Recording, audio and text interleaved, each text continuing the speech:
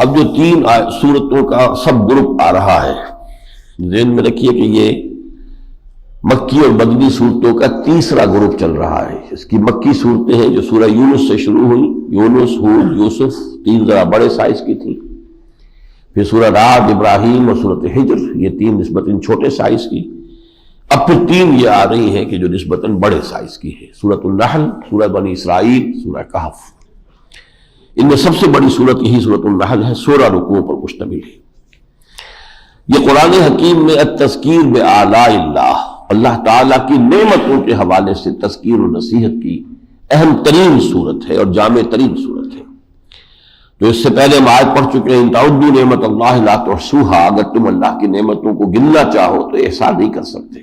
تمہیں اندازہ نہیں ہے کہ کس کس شکل میں ہم نے تمہاری ضرورتیں پوری کر رکھی ہیں، کس کس انداز میں ہم تمہاری ربوبیت کا سامان کیے